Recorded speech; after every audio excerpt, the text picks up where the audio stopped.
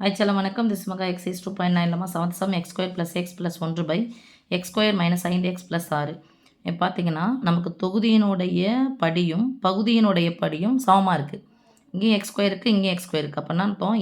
இதால் நான் வகுக்க போகிறேன். ஃபஸ்ட்டு வகுத்தலாம். X square plus x plus 1 இதால் வகுக்கிறேன்.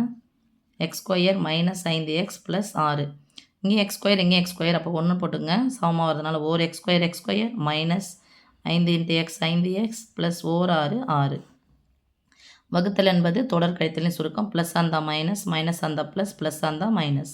So plus x square minus x square cancel. இதுவும் ப்ளஸ் இதுவும் ப்ளஸ் ப்ளஸ். ஒரு எக்ஸையும் 5xையும் சேர்த்தா 6x. ஒரு மைனஸ் வந்தால் கழிக்கணும். பெரிய எண்ணு குறி போட்டால் மைனஸ், 6லேருந்து 1 கழிச்சா 5.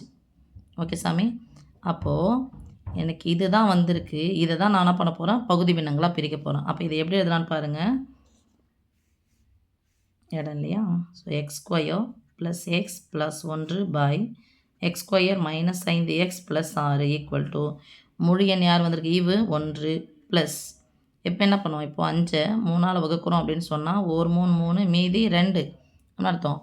1 ப்ளஸ் இந்த மீதி 2ஐயும் எதால் வகுக்கணும்? 3ஆல் வகுக்கணும். சின்ன கிளாஸில் இதை கலப்பு பின்னமாக சொல்லிப்பாங்க. 1 2/3 சொல்லுவாங்க. அப்படின்னா என்ன அர்த்தம்? 1 + 2/3ன்னு அர்த்தம். ஓகே சாமி. அப்போ மீதி யார்? 6x மைனஸ் 5ஐயும் நம்ம யாரால் வகுக்கணும்? X square minus 5x plus 6ஆல் வகுக்கணும். இப்போ இதை தான் நம்ம பகுதி பின்னங்களாக பிரிக்க போகிறோம். அப்போது இதுக்கு முன்னாடி இருக்கிற கணக்கு வரைக்கும் நமக்கு பகுதியின் படியை விட, பகுதியின் அடுக்கை விட தொகுதியின் அடுக்கு எப்படி இருந்துச்சு? சின்னதாக இருந்துச்சு. இப்போ சமமாக இருந்துச்சு. அப்போ சமமாக தானே பண்ணோம்? வகுக்கணும். சமமாகவோ இதை விட இது அதிகமாகவோ இருந்தால் என்ன பண்ணணும்? வகுத்துட்டு தான் அதுக்கப்புறம் போடணும். ஓகேவா? இதில் தான் கொண்டு போய் போட போகிறோம். ஃபஸ்ட் நான் இதை தான் பிரிக்க போகிறேன் பகுதி பின்னங்களாக. 6 × x minus 5 by x square minus 5x plus 6 equal to இப்போ இருபடி சமன்பாட்டு வடிவில் இருக்கலாம், இருபடி கோவை வடிவில் இருக்குது. என்ன பண்ணும் சாமி? எக்ஸ் ஸ்கொயரின் கெழுவையும் தனி உறுப்பையும் பெருக்கணும். டி வகுத்தல் முறையில் ஓரார் 6 என்ன 6 ப்ளஸ் 6. அப்போ கூட்டினால் -5. எப்போ கூட்டினால்னு வருதோ இதுவும் மைனஸ் இதுவும் மைனஸ். 6னுடைய காரணிகள் ஓரார் 6 கூட்டினா வந்துடும் 7 வந்துடும். அடுத்து 2 3 6 கூட்டினா 5 வந்துடும். ஓகே. அப்போ 2 3 6 தான் 2 இங்கே 3. இப்போ நம்ம காரணிகளாக எழுதுறதுனால இதுக்கு முன்னாடி ஒரு எக்ஸ் ஸ்கொயர் இருக்கிறதுனால ஒரு எக்ஸ் இங்கே போகிறோம், இன்னொரு எக்ஸ் இங்கே போகிறோம். ரெண்டுத்தையும் பெருக்கினா முடிஞ்சிடுச்சு. So x minus 2 × x minus 3. இங்கே மேலே என்ன இருக்கும்? 6x minus 5. இப்போது இது என்ன பண்ணலாம்? a பை எக்ஸ் மைனஸ் 2 ஏன்னா எக்ஸ் தனியாக தான் இருக்குது. Plus b by x minus 3 ஏன்னா இதுவும் ஒரு எக்ஸாக தான் இருக்குது. ரெண்டு மாறியினுடைய கூடுதலாக வச்சு நம்ம எழுதுகிறோம் பின்ன வடிவில். இங்கே யார் இருக்கிறது? இதே தான் ஈக்குவல் டு இது இருக்குது.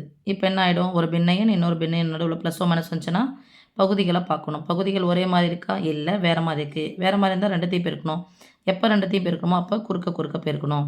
ரெண்டுத்தையும் பெருக்கி பை போட்டுருவோம். இந்த பையும் இந்த பையன் என்ன ஆகிடும்? கேன்சல் ஆகிடுமா? வகுத்தில் இந்த பக்கம் வந்துச்சுன்னா பெருக்கலாம் மாறிடும். அதனால் மீதி இதுக்கு பதிலாக என்ன இருக்கும் பாருங்கள் சாமி.